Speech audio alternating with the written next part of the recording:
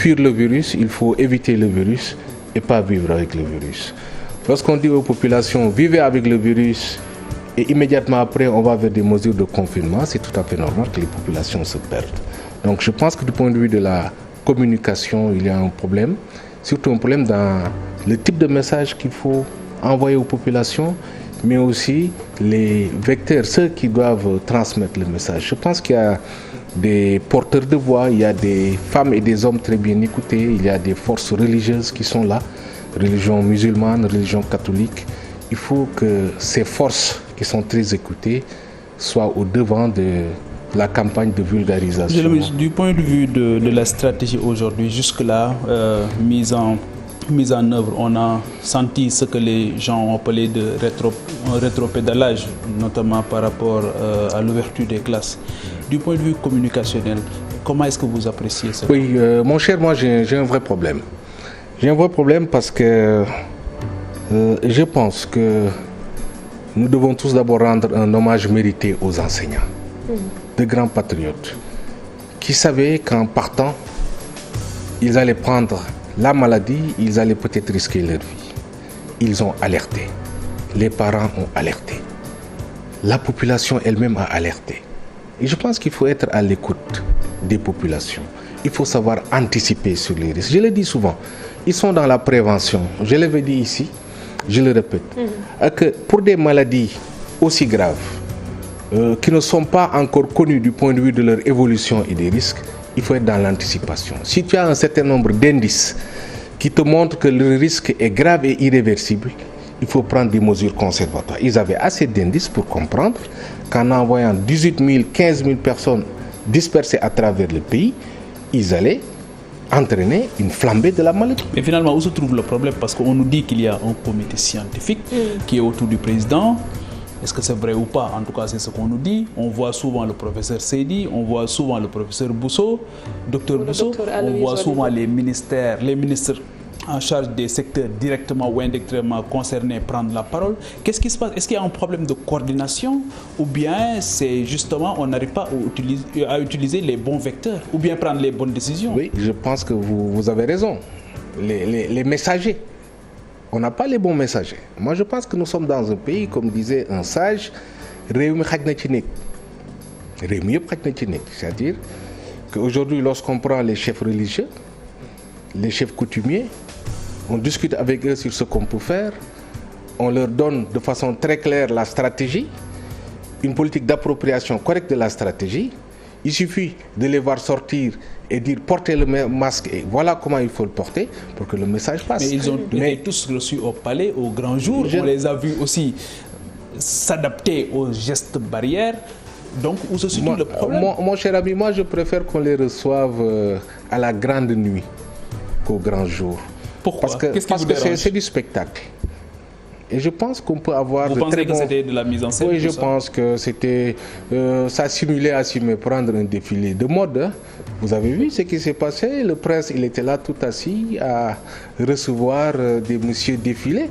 C'était un défilé de mode, c'était pas plus que ça. C'était une manière de crédibiliser, de cautionner. Mais au-delà de ça, les personnes ressources.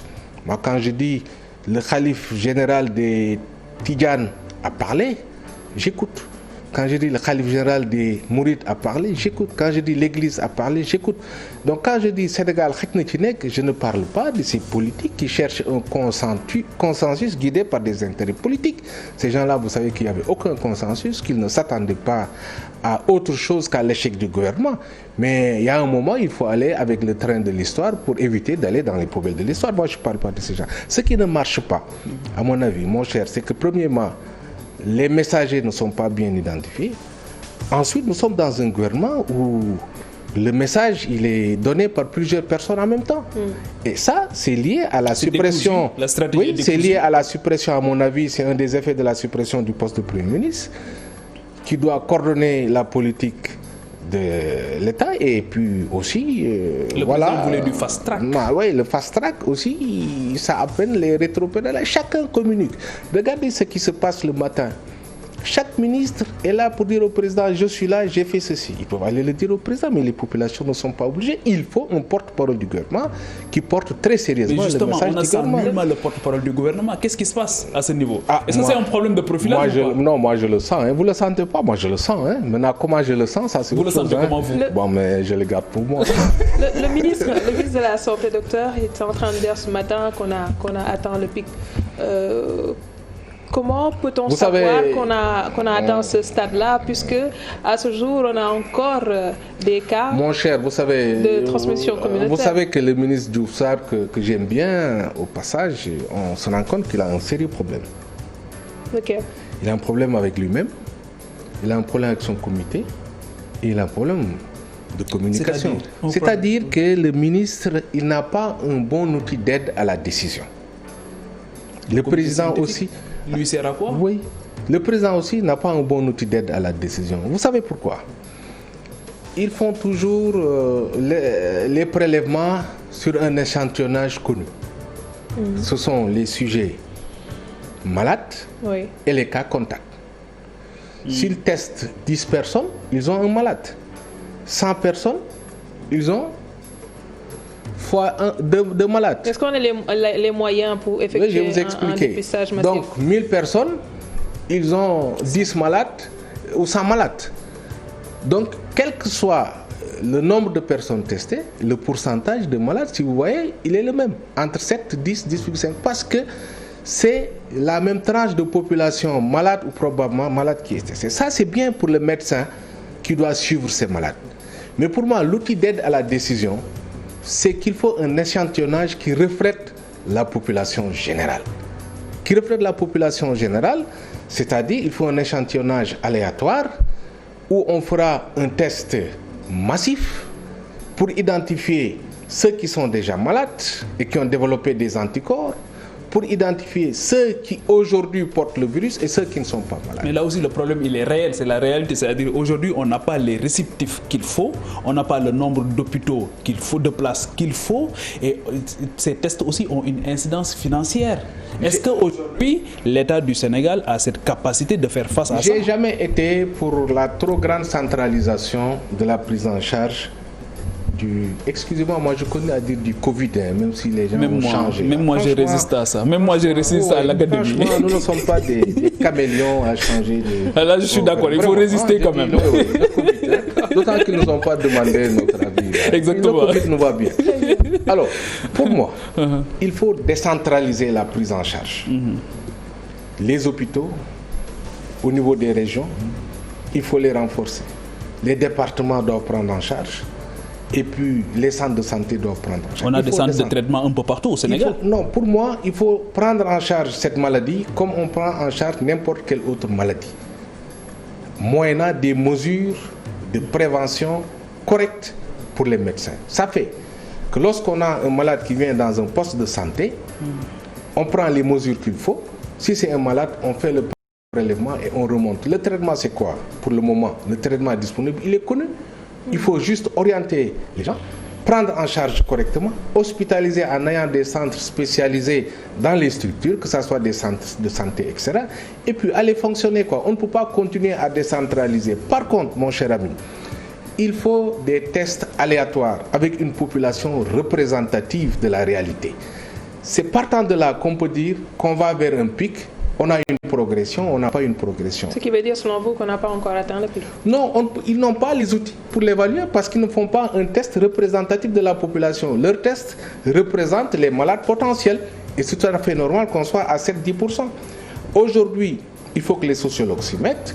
Il faut que toutes les forces qui sont capables d'aider le président de la République à avoir un bon outil d'aide à la décision s'engagent. Dans les pays où on a déconfiné, ce n'est pas du rétropédalage ou vous avez, non, ils ont fait des tests aléatoires, ils ont identifié souvent les malades qui ont déjà développé et qui ont des anticorps, ils ont vu les porteurs potentiels et ces porteurs potentiels, on les isole et on les traite. Donc pour moi, c'est l'outil d'aide à la décision dont le président de la République ne dispose pas.